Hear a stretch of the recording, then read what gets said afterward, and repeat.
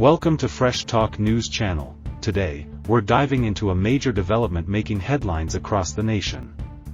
It's the latest chapter in what's now being called Signalgate, a growing controversy involving a high-level White House official and the use of an encrypted messaging app during sensitive national security discussions. In a statement posted on X, formerly Twitter, the White House responded to the situation, saying, "Signal is an approved app that is loaded onto our government phones." This clarification came after new photos emerged showing Mike Waltz, the outgoing national security advisor, using the encrypted messaging app Signal during a cabinet meeting led by President Donald Trump. Waltz, a former Republican congressman from Florida, is now expected to step down from his White House role. This information was confirmed by a source familiar with the matter, speaking to USA Today's Joey Garrison on May 1. His resignation follows the fallout from a controversy in which Waltz and other top government officials were caught using Signal to discuss highly classified details, including plans for a U.S. military strike in Yemen. Despite the scandal, President Trump still seems to back Waltz.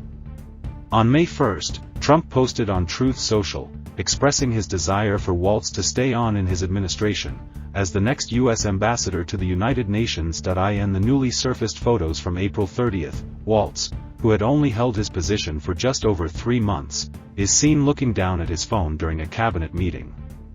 The screen reportedly shows Signal conversations with several high-profile officials, including Vice President J.D. Vance, Secretary of State Marco Rubio, Director of National Intelligence Tulsi Gabbard, and others. Reacting to the photos, White House Communications Director Stephen Chung reiterated on X that Signal is an approved tool for official use.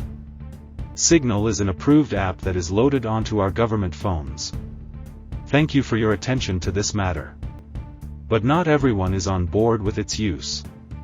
In an April 24 interview with The Atlantic, President Trump expressed clear frustration over the administration's reliance on Signal. He revealed that he doesn't use the app himself. Trump said, "I think we learned, maybe don't use Signal, okay? If you want to know the truth.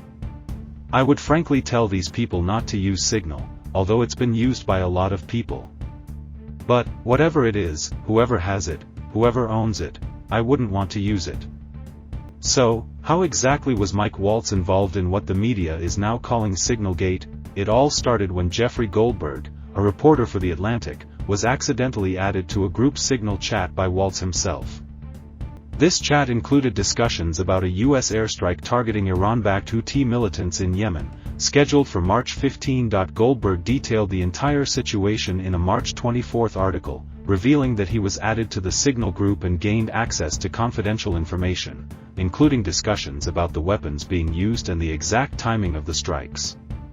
One message showed Waltz responding to news of the airstrike with 3 emojis, an American flag, flames, and a fist. Goldberg's report sparked outrage, especially among Democratic lawmakers, who demanded immediate conversations about security lapses and even called for the resignations of both Mike Waltz and Secretary of Defense Pete Hegseth. After the article went public, Waltz admitted that he was the one who created the group and took full responsibility for what he called an embarrassing mistake.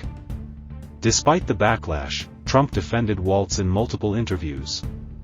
He insisted that Waltz was not solely to blame and even suggested that a lower-level employee might have accidentally added the journalist to the chat. In an interview with NBC News, Trump said, "Michael Waltz has learned a lesson, and he's a good man.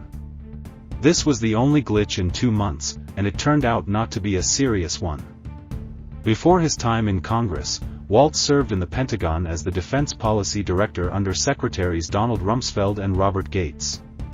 He also worked as a counterterrorism advisor to former Vice President Dick Cheney. This developing story continues to raise questions about digital security at the highest levels of government, and how encrypted apps like Signal fit into the future of national security communications. Thanks for watching Fresh Talk News Channel.